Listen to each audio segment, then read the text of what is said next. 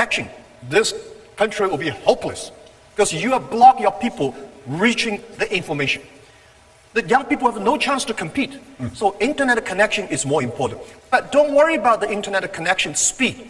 24 years ago, when I started internet business in China, it took me 3.5 hours to download a half picture. Today, most of the countries have mobile phones. When I started internet, it's only on PC. There's no mobile phones.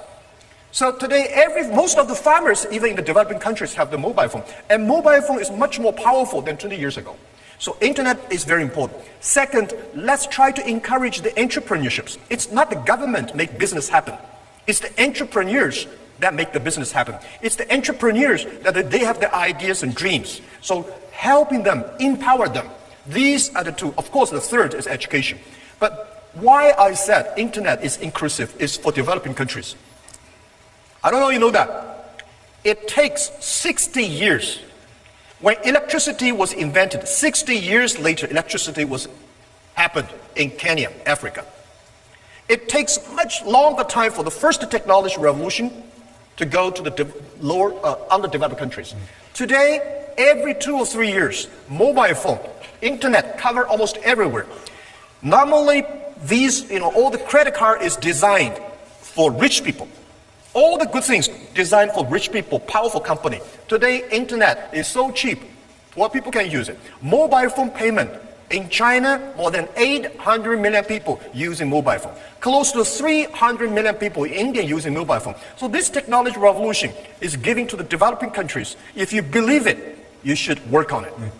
So Jack, we're going to take you very much at your word. So one of the things that we've tried to do is, if you wait till we build a grid like in China, it could take a long time. So we're focusing on renewable energy with much cheaper, better battery power. Yes. We just announced we're going to put $1 billion for battery technology, which could change everything. You didn't mention roads, though. The road network was important. I mean, in order to do the deliveries, you had to have roads, right? Yep. Would that be on your list? Yeah, of course. Yep. Road, but this is something that I think there are hardware infrastructure and software infrastructure. Hardware infrastructure, road definitely is. Internet infrastructure, mobile phone, and always in transportation. But I'm focusing on software infrastructure, education, entrepreneurship, and e-government. Why I want to say e-government? Because if the government is not electronic, government will never be smart enough. And if the government is E, then government will be transparent, no corruption, open, connect to everybody. So this is what we think. I'm pushing on that. Yeah. The road definitely is if you want to be rich, you have to have the road. So Jack, you said something that you said two different things. One, you said it takes longer, and then the other thing you said is believe that it can happen. So it reminds me, what Bill Gates says all the time is everyone overestimates what they can do in 1 year and underestimates what they can do in 10 years. And you said almost exactly that. So if that's the case, what does it take to be a great entrepreneur? Right? And let me just put in context, right? So you say, small business, you work so hard, but I see you doing things that just blew me away. Like, for example, when I visited and you talked, we were getting ready for Singles Day, right? And I asked you, why on earth did you do this? You created a holiday. It's like Mother's Day, right? Hallmark cards created Mother's Day. You guys created Singles Day. And you have to scale up so aggressively in order to be able to handle all that traffic. And then after you do that, then you have excess capacity. Yep. And you were doing things like predicting the winner of singing contests, right? Yep. So how does that fit with the mindset of an entrepreneur? How are you trying to, what is it, because you're doing things I've never seen anyone do before. How does that then translate? Because I know you're trying to teach others about entrepreneurship. What are you teaching them? What do the people here need to know about creating an entrepreneurial culture? Yeah, an entrepreneur, first you should have your belief. When you have a belief, you have nothing to worry about. You don't fear, right? If you don't have a belief, the VC said, if you do this, you're going to raise money. Then you're in trouble. So what you have to believe is what kind of value you bring to the customer. I am a believer, and I go anywhere and say this. The Wall Street don't like this, but I go to Wall Street. When I raise money, I said, customer number 1, employee number 2, shareholder number 3. And one of the shareholders said, if I had known, Jack, that shareholder number 3, I would not buy your stocks. I said, please sell to now. Because it's the customer that pay us. It's the employees that work hard, we work together. If the customer happy, employee happy, shareholder will be happy. So believing is very important. Second, you have a great team. So you have to have the thing that believing is IQ. And EQ is working as a team. So if you want to be successful, better to have EQ. When you have a high EQ, people love to work with you. But if you have a terrible IQ, you will lose quickly. Because you're so stupid, you don't know how to, right? But You'll get along with each other, but you're so stupid you'll fail. That's right, because a lot of people succeed because of luck. Believe it or not, a lot of people, because I think I'm lucky enough for the past 20 years as a teacher. I work and make a lot of mistakes and change, improving and correcting mistakes.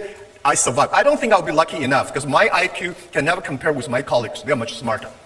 IQ can make you lose slowly. EQ can make you find good people working with the people.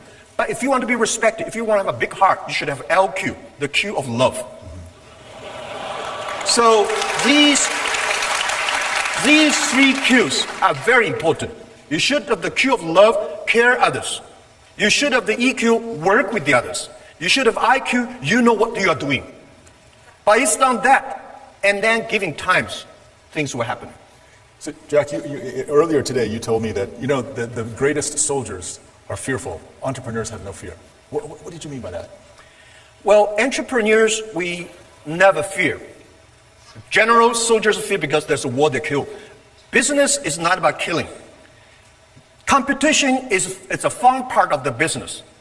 We say, entrepreneurs, we don't cry, we make our competitors cry. Right? It's wisdom. It's not about killing. If you try to killing all the competitors, you're a professional killer. You're not an entrepreneur. Entrepreneur is that you improve by how can you make your better services by competition. And I think today politicians fear and a lot of people fear, right? But as I said to the Director General of WTO, when you put 200 ministers in one room, try to agree on something, it's almost impossible. But if you put the 200 business people in one room, we can work out something.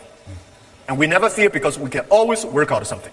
So how did you develop this fearlessness, Jack? I mean, when I first met you, you told me the story that when Kentucky Fried Chicken came to China, you really wanted to work there. And there were 24 applicants and 23 jobs, and you didn't get a job at Kentucky Fried Chicken.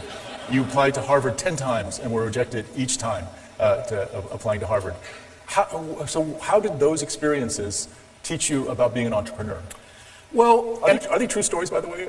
Yeah, this is a true story. I applied a lot of jobs, all failed, and then I tell myself, maybe I should do myself. As an entrepreneur, business people, you have to get used to be rejected. Why people should help you? People help you, that is very unusual. Right? Why people should help you? People don't help you, that is very usual. So as an entrepreneur, you have to get used to, well, you're rejected. As a salespeople, you go out to sell something.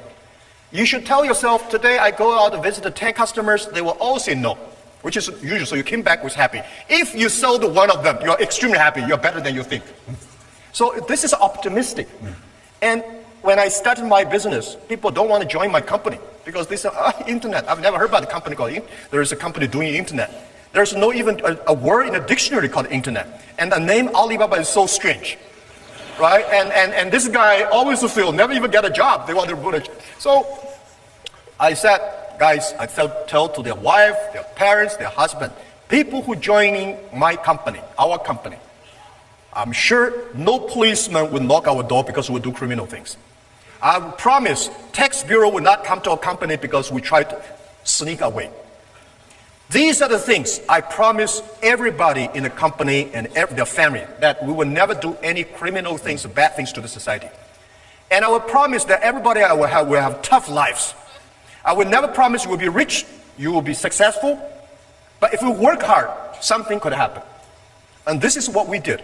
And I'm telling even now, we have so many people join our company every year. If I got a chance, I tell them, it's not Jack Ma give you the opportunity, give you the job. It's you created the opportunity for yourself, for everybody. And nothing to fear, because we never thought about sneaking from tax. We never thought about doing illegal things. We never thought about, and we're not allowed to do that. What do you fear? So Jack, I think it was in the summer of 2012. I'd just taken over. And you told me, and at that time, I think you had maybe 25,000 employees. And you said you had 30 true believers, the people that started out in your apartment. And that you've always said that choosing the right people is the most important thing. So how did you choose the 30 true believers? How did you know they were true believers? Did you turn them